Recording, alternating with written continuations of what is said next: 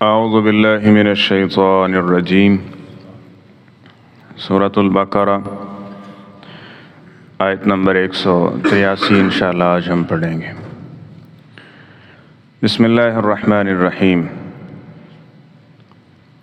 یا ایھا الذین آمنوا، اے ایمان والو، کتب علیکم الصیام، لکھ دیے گئے ہیں تم پر روزے، کما کتب علی الذین من قبلکم، جس طرح تم سے پہلے لوگوں پر لکھے گئے تھے، لعلکم تتقون، تاکہ تم پرہیزگار متقی بن سکو۔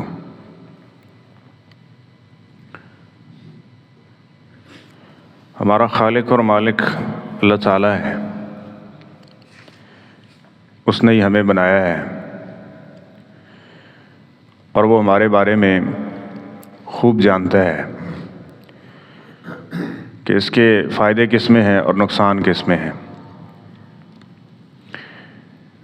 ایک معروف اور اہم بات ہمیشہ ہمارے ذہن میں ہونی چاہیے، اللہ اور اللہ کے رسول دین ہماری جانوں سے بھی بڑھ کر خیر خواہ ہے۔ ہم اپنے اتنے خیر خواہ نہیں ہیں جتنا دین ہمارا خیر خواہ ہے۔ دوسری چیز کہ جو فرائض ہیں نا، جو اللہ تعالیٰ نے چیزیں فرض کی ہیں، مقرر کی ہیں، اس کے بغیر آخرت کی زندگی تو بات والی ہے نا، ہم یہاں رہ رہے ہیں، اس کے بغیر یہ زندگی بھی پرسکون اور بہترین نہیں ہو سکتی۔ ہر آدمی کی یہی دو خواہشیں ہوتی ہیں، کمانا ہے، اچھی تعلیم ہے، اچھا کاروبار ہے، روزگار۔ مقصد کیا ہے؟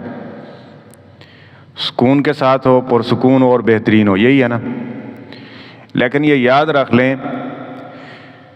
فرائض کو پورا کرنے کے بغیر نہ زندگی پرسکون ہو سکتی ہے، نہ ہی بہترین ہو سکتی ہے۔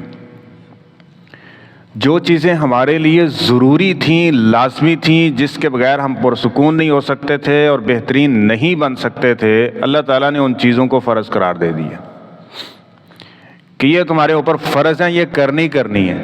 باقی اللہ کی تم عبادت نہیں بھی کرو گے تو اللہ تعالیٰ کی شان میں کچھ فرق پڑنے والا نہیں ہے۔ وہ تو ایسا غنی ہے کہ تم سارے میدان میں کھڑے ہو جاؤ، ساری اس کی نافرمانیاں کرو جتنی کر سکتے ہو، پھر بھی اس سے مانگو، جو مانگو اللہ وہ بھی دے دے اور اس سے بھی زیادہ دے دینا، تو اس کے خزانوں میں کچھ فرق پڑنے والا، وہ تو ایسی عظیم ذات ہے۔ یہ جو احکامات فرض ہے نا، اس کے بارے میں یہ سوچ رکھیں۔ جب یہ سوچ ہوگی تو پھر ایک شوق ہوگا اور اس کے بعد یہ کرنا بوجھ نہیں ہوگا۔ جس طرح سابقہ آیات میں ہم نے پڑھا نا، صبر اور نماز، یہ بہت بھاری کام ہے، لیکن جو متقی ہیں ان پہ کچھ بھی بھاری نہیں ہے، کیونکہ وہ یہ سمجھتے ہیں کہ صبر کے بدلے کیا ہوگا، وہ انجام آگے سے کچھ ایڈوانس سوچتے ہیں نا۔ ہم سوچ رہے ہیں کوئی ایڈوانس کریں، آگے ماڈرن زندگی کیسے کرنی ہے، تو اس کے لیے ایڈوانس سوچ ہونی چاہیے۔ اس متقی بندے کی ایڈوانس سوچ ہوتی ہے، صبر نہیں کروں گا تو کیا ہوگا، اللہ کا شکوہ کر کے بھی مصیبت کم تو نہیں ہونی، ٹھیک ہے۔ اگر اس پہ صبر کروں گا تو میرے اللہ کی مدد میرے ساتھ ہوگی، وہ مجھ سے راضی ہو جائے گا۔ وہ صبر کرتا ہے، وہ لمحہ بھی اس کا بہترین ہو جاتا ہے اور آخرت بھی بہترین ہو جاتی ہے اس کی، تو اس کے لیے کچھ مشکل نہیں ہے۔ اسی طرح نماز ہے۔ اب ایک آدمی ہے، وہ پیسے کا پتر، دنیا کا پتر ہے، شیطان کے چنگل میں پھنسا ہوا، وہ سمجھتا ہے کہ لے 5 ٹائم میں اپنا کاروبار بند کر کے نماز پڑھنے جاؤں گا، 2 گاہک نکل جائیں گے، 100 200 500 1000 کا ہے، میں پیچھے چلا جاؤں گا، فلانا آگے نکل گیا، یہ ہو گیا، وہ ہو گیا۔ اس دنیا کے پتر کو یہ علم ہی نہیں ہے کہ یہ نماز کتنی بڑی چیز ہے۔ اب یہ 40 سال کے بعد بستر پہ جا کھڑا ہوتا ہے، اب یہ 5-5 ہزار کی دن کی گولیاں کھا رہا ہے۔ اب اس کو یہ معلوم نہیں ہے کہ یہ نماز اس دنیا کی بہتری کے لیے کس قدر ضروری ہے۔ جب یہ آئے گا، جائے گا، یہ سارا کچھ ہوگا، اس کے ساتھ دنیا کی بہتری بھی ہوگی اور ساتھ میں آخرت کی بہتری بھی ہوگی، تو اس کو سکون بھی ملے گا اور یہ بہترین بھی بنے گا۔ اسی طرح ان میں سے ایک روزے ہیں۔ اب یہ جو روزے ہیں، یہ اللہ کی نعمتوں میں سے بہت بڑی نعمت ہے، یہ بہت بڑی نعمت ہے اللہ تعالیٰ کی، یہ جو روزے ہیں۔ اور نبی کریم صلی اللہ علیہ وسلم کا معمول تھا، فرض نہیں تھے تو اس سے پہلے بھی آپ روزے رکھا کرتے تھے۔ آپ یہ دیکھیں گے نبی کریم صلی اللہ علیہ وسلم شکرانے کے روزے بھی رکھا کرتے تھے۔ جناب موسیٰ علیہ السلام کو اللہ تعالیٰ نے 10 محرم یہ دن تھا اور اس دن فرعون سے نجات دی، تو انہوں نے کیا کہا، شکرانے کے لیے تم کیا کرو، روزہ رکھو۔ اب یہ روزہ اتنی بڑی اہم ترین چیز ہے جو دنیا کی زندگی کے لیے بھی بہترین ہے۔ اب اس کے ساتھ یہ ہے کہ جب انسان یہاں بہترین پرسکون ہوگا تو وہ اتنی ہی زیادہ سکون و اطمینان کے ساتھ اللہ کی عبادت کرے گا، تو وہ آخرت میں بھی بہترین ہو جائے گا۔ تو اسی طرح سے یہ جو چیز روزہ ہے یہ ایک پیش بہا اور بہت بڑے اجر کا کام ہے، اس لیے اللہ تعالیٰ نے فرمایا کہ یہ تم پر ہم نے کیا کر دی ہیں؟ فرض کر دی ہیں۔ یہ لازمی ضروری ہے، ہر کسی نے رکھنے ہیں، اس کے بغیر گزارا نہیں ہے، اور اس کو ارکان اسلام میں شامل کر دیا۔ کوئی بندہ روزوں کا منکر ہو جائے تو وہ مسلمان رہ نہیں سکتا۔ جس طرح نماز کا انکار کر دے ہے ہی نہیں ہے تو وہ مسلمان نہیں ہے نا، اسی طرح حج کا انکار کر دیتا ہے تو وہ مسلمان ہی نہیں ہے، اسی طرح روزوں کا انکار کرے کہ ہے ہی نہیں روزے، میں نے رکھنے نہیں، دین اسلام میں نہیں، تو وہ بھی شخص دائرہ اسلام سے کیا ہو جاتا ہے؟ خارج ہو جاتا ہے۔ بنی الاسلام علی خمس، یہ ان میں سے ہے۔ تو اللہ تعالیٰ فرماتے ہیں کہ یہ ہم نے تم پر یہ روزے فرض کیے ہیں، کما کتب علی الذین من قبلکم، تم سے پہلے لوگوں پر بھی روزے فرض کی، نماز بھی پہلے فرض تھی، صدقہ و زکوٰۃ یہ ساری چیزیں تھیں نا، وہ فرائض چلے آ رہے ہیں، ٹھیک ہے، ان کی حیات و شکل بسا اوقات تبدیل کر دی جاتی ہے لیکن وہ ساری چیزیں وہی چلی آ رہی ہیں۔ تو میں تم سے پہلے لوگوں پر بھی یہ روزے فرض تھے، 2 ہجری کے اندر یہ روزے فرض ہوتے ہیں۔ اس سے پہلے نبی کریم صلی اللہ علیہ وسلم 10 محرم کا روزہ رکھتے تھے، اور یہ کہا گیا لازمی طور پہ کہ آپ نے ترغیب دی کہ یہ روزہ رکھا کرو۔ پھر جب یہ روزے آ گئے تو اس کے بعد اس کو ایسے سمجھے نوافل کے اندر شامل کر دیا، اور فرمایا کہ جو اس کا روزہ رکھے گا، عاشور کا روزہ رکھے گا، اس کے 1 سال کے گناہ کیا ہو جائیں گے؟ معاف ہو جائیں گے، ٹھیک ہے۔ اب یہ فرض ہیں، مقصد کیا ہے؟ اللہ تعالیٰ نے یہاں ذکر فرمایا لعلکم تتقون، تاکہ تم متقی بن جاؤ۔ متقی کسے کہتے ہیں؟ پرہیز کرتا ہے کس سے؟ گناہوں سے۔ اب دیکھیں روزے جو رکھتے ہیں نا، یہ ریہرسل ہوتی ہے، یہ ٹریننگ ہوتی ہے۔ اب اس میں بندہ کیا کرتا ہے؟ روزہ رکھا ہوا ہے نا، جھوٹ بولنے والا بھی تھوڑا سا شرماتا تو ہے نا، شرماتا ہے، کہتا ہے یار روزہ رکھا ہے تو جھوٹ نہ مروا میرے کو، ہوتا ہے ایسے کہ نہیں؟ اب بنا رہا ہے نا اس کو متقی۔ اسی طرح انسان نے کوئی دھوکہ فراڈ کرنا، کہتا ہے یار رمضان کا مہینہ ہے، کوئی شرم کر رہا ہے یا کر، ہوتا ہے ایسے کہ نہیں؟ یہ انسان کے اندر کو تبدیل کرتا ہے، انسان کو اندر سے ایک بہترین انسان بناتا ہے کہ یہ لوگوں کے لیے بھی نفع مند ہو، اپنے لیے بھی جھوٹ نہ بولے، دغا بازی نہ کرے۔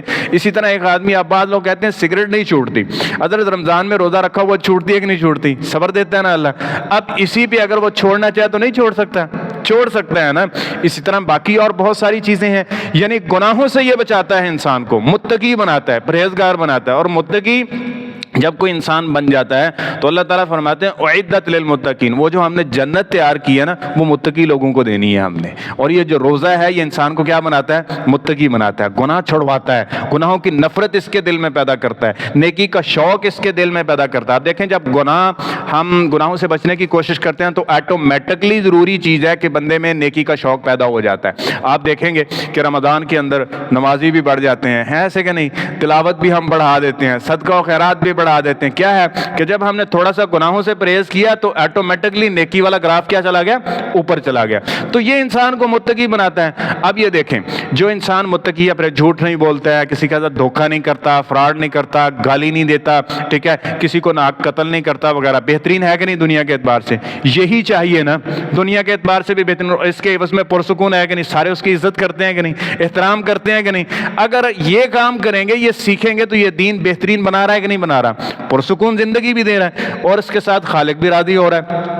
اور نبی کریم صلی اللہ علیہ وسلم نے اس لیے اس طرف توجہ دلاتے ہوئے یہ فرمایا ہے، جو بندہ ایک روزہ اللہ کی رضا کے لیے رکھ لیتا ہے، اللہ اس کو 40 خریف یعنی 40 سال اس کو جہنم سے دور کر دیتے ہیں۔ بھائی ایک روزہ رکھنا، ٹھیک ہے، یہ روزہ اتنا انسان کے اندر کو بدلتا ہے اور تبدیل کرتا ہے اور اس کے اندر یہ اتنی بہتری لاتا ہے۔ اور نبی کریم صلی اللہ علیہ وسلم نے فرمایا تتقون لعلکم تتقون کا مطلب ایک یہ بھی ہے، فرمایا کہ قیامت کے دن یہ جو روزہ ہوگا نا، یہ الصیام الجنہ، یہ ایک ڈھال کا کام دے گا۔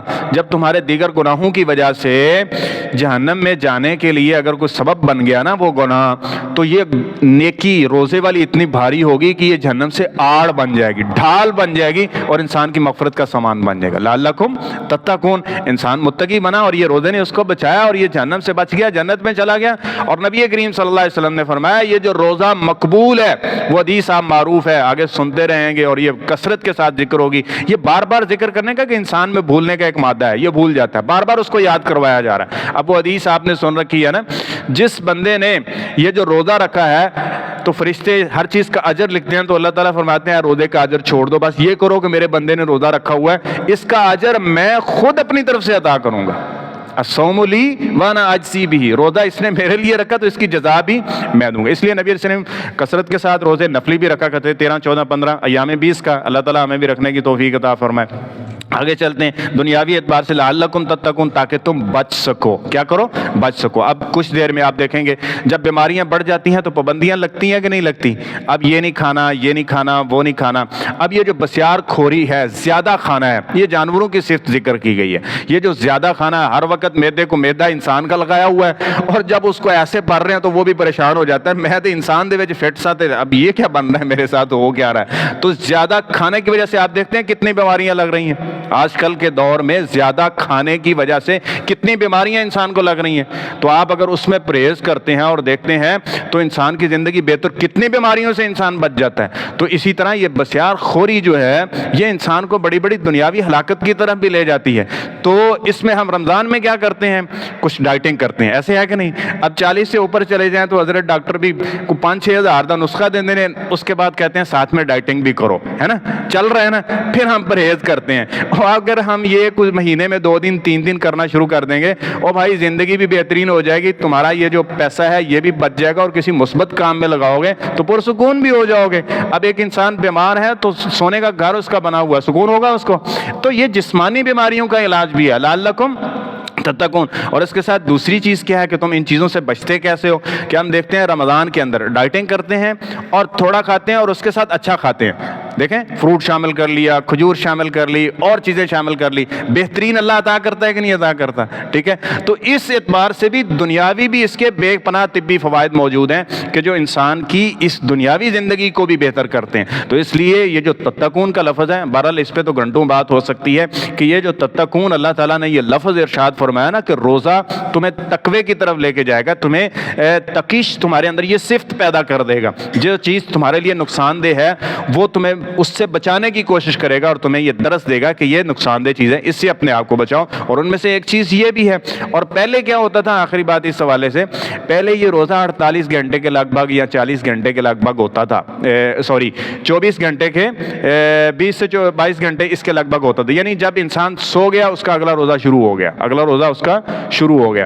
اب بعد میں کیا ہوا، یہ آگے باتیں آئیں گی، کچھ کنسیشن اللہ تعالیٰ نے دے دی کہ اب یہ ہے کہ تم سحری بھی کر سکتے ہو۔ اہل کتاب یہ تھے، اب وہ جب سو جاتے تھے نا، یعنی عشاء کے بعد اس وقت جب وہ سو گئے تو ان کا روزہ شروع ہو گیا، اگلے دن پھر مغرب کے وقت ہی افطار کرنا ہے۔ لیکن اللہ تعالیٰ نے یہ انعام دیا کہ تم سحری کر سکتے ہو، اور سحری کے کھانے کو ایک بابرکت کھانے کے طور پہ جو ہے وہ ذکر کیا۔ تو اس لیے ابھی سے ذہن بنائیں، اللہ تعالیٰ سے توفیق مانگیں، کہیں بھی ہیں جو بھی ہیں یہ یاد رکھ لیں، یہ بیماریاں شماریاں یہ تو علاج ہیں۔ آپ کہتے ہیں جی مینو شوگر ہے، مجھے یہ مسئلہ ہے، مجھے یہ مسئلہ ہے، مجھ سے روزہ نہیں رکھا جاتا تھا، اور حضرت یہ بیماریاں تمہاری دور کرنے کے لیے آیا ہے، یہ تمہیں گولیاں اور یہ جو اور یہ جو ہسپتالوں کے چکر چھڑوا کے نا تمہیں سیدھے راستے پہ لانے کے لیے دنیا کا فائدہ بھی تمہیں دے رہا ہے اور آخرت کا فائدہ بھی تمہیں دے رہا ہے۔ اس یقین کے ساتھ آپ رکھیں، یہ سارے معاملے بہترین ہو جائیں گے، یہ سب کچھ درست ہو جائے گا۔ اور اللہ تعالیٰ معاف فرمائے، بہت سارے ایسے لوگ ہیں کہ جو صحت مند اور تندرست اور توانا ہونے کے باوجود بھی یہ کام نہیں کرتے، پھر اللہ کی سزا ان کے اوپر مسلط ہوتی ہے۔ اور وہ بہت ساری صورتیں ہیں کہ ایک بیڈ روم ہے اور بیڈ روم میں ایک خاص الماری بنائی ہوئی ہے جس میں پورا اس کا ایسے سمجھ لیں میڈیکل سٹور پڑا ہوا ہے۔ اب یہ کیا ہے، یہ کیا ہے کہ اب یہ سمجھ لیں آرٹیفیشل زندگی گزار رہا ہے۔ تو اس لیے آئیں، فطرت کی طرف آئیں، اور جو اللہ تعالیٰ نے حکم دیے ہیں نا، فرائض دیے، ان کو پورا کرنے کی کوشش کریں، اپنا مائنڈ سیٹ بنائیں، اپنے بچوں کو ترغیب دیں، خود بھی کہ انشاءاللہ ہم نے اس دفعہ اگر پہلے کو کمی کوتاہی ہوتی بھی تھی تو اس دفعہ مکمل روزے رکھنے ہیں، کیونکہ یہ اللہ کا حکم ہے، فرض ہے، اس کے بغیر نہ دنیا کی زندگی بہتر ہو سکتی ہے، نہ آخرت میں اللہ کی رضا مل سکتی ہے۔ اللہ تعالیٰ ہمیں صحیح معنوں میں عمل پیرا ہونے کی توفیق عطا فرمائے۔